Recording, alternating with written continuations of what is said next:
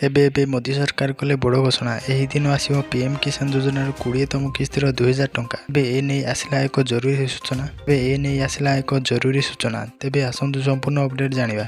ଏହା ପୂର୍ବରୁ ଭିଡ଼ିଓକୁ ଲାଇକ୍ କରନ୍ତୁ, ସବସ୍କ୍ରାଇବ୍ କରିନଥିଲେ ଏବେ ସବସ୍କ୍ରାଇବ୍ କରି ପାଖରେ ଥିବା ଘଣ୍ଟି ଚିହ୍ନକୁ ଦବାଇ ଦିଅନ୍ତୁ। ପ୍ରଧାନମନ୍ତ୍ରୀ କିଷାନ ସମ୍ମାନ ନିଧି ଯୋଜନାର 20ତମ କିସ୍ତିର ଟଙ୍କା ଜୁନ୍ ମାସରେ ଅର୍ଥାତ୍ ଚଳିତ ମାସରେ ଜାରି ହୋଇପାରେ। ଏହାଦ୍ୱାରା କୋଟି କୋଟି ଚାଷୀଙ୍କୁ ଏକ ବଡ଼ ଆଶ୍ୱସ୍ତି ମିଳିବ। ଯଦି ଆପଣ ପ୍ରଧାନମନ୍ତ୍ରୀ କିଷାନ ସମ୍ମାନ ନିଧି ଯୋଜନାର ଜଣେ ଯୋଗ୍ୟ ହିତାଧିକାରୀ, ତେବେ ଆପଣଙ୍କ ଆକାଉଣ୍ଟକୁ ଶୀଘ୍ର 2000 ଟଙ୍କା ସ୍ଥାନାନ୍ତର କରାଯିବ। ତେବେ ବିଶେଷ ସୂତ୍ରରୁ ମିଳୁଥିବା ସୂଚନା ଅନୁଯାୟୀ ପ୍ରଧାନମନ୍ତ୍ରୀ କିଷାନ ଯୋଜନାର 20ତମ କିସ୍ତି 20 ଜୁନ୍ 2025ରେ ଚାଷୀଙ୍କ ଆକାଉଣ୍ଟକୁ ସ୍ଥାନାନ୍ତର କରାଯାଇପାରେ। ଯଦିଓ ଏହି ତାରିଖ ସରକାରଙ୍କ ଦ୍ୱାରା ଏପର୍ଯ୍ୟନ୍ତ ଆନୁଷ୍ଠାନିକ ଭାବରେ ନିଶ୍ଚିତ କରାଯାଇନାହିଁ, କିନ୍ତୁ ଏହି ତାରିଖ ଗଣମାଧ୍ୟମ ରିପୋର୍ଟରେ ପ୍ରକାଶ ପାଇଛି। ପୂର୍ବରୁ 19ତମ କିସ୍ତି ଫେବୃଆରୀ 25ରେ ପଠାଯାଇଥିଲା। ଅନୁମାନ କରାଯାଇପାରେ ଯେ ପରବର୍ତ୍ତୀ କିସ୍ତି 3 ମାସ ପରେ ଅର୍ଥାତ୍ ଜୁନ୍ ମାସରେ ଜାରି କରାଯାଇପାରେ। ସରକାର ସ୍ପଷ୍ଟ କରିଛନ୍ତି ଯେ ଏବେ ବି ସେହି ଚାଷୀମାନଙ୍କୁ ଏହି କିସ୍ତିର ଟଙ୍କା ମିଳିବ ମାନେ ପ୍ରଧାନମନ୍ତ୍ରୀ କିଷାନ ପୋର୍ଟାଲରେ ପଞ୍ଜୀକରଣ ସମାପ୍ତ କରିଛନ୍ତି ଏବଂ ଯାହାଙ୍କ ପାଖରେ କୃଷକ ପରିଚୟ ପତ୍ର ଅଛି। ଏପରି ପରିସ୍ଥିତିରେ ଚାଷୀମାନେ ଏପର୍ଯ୍ୟନ୍ତ କେହି ପ୍ରକ୍ରିୟା ସମାପ୍ତ କରିନାହାନ୍ତି। ସେମାନେ ଯଥାଶୀଘ୍ର ପଞ୍ଜୀକରଣ କରିନେବା ଉଚିତ।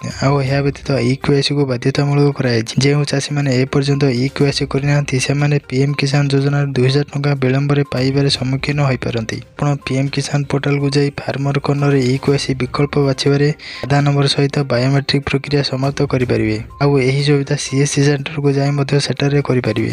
ଯାହାଦ୍ୱାରା କି ଆପଣମାନଙ୍କର ଇକେୱାଇସି ପ୍ରକ୍ରିୟା ସମ୍ପୂର୍ଣ୍ଣ ହୋଇଯିବ।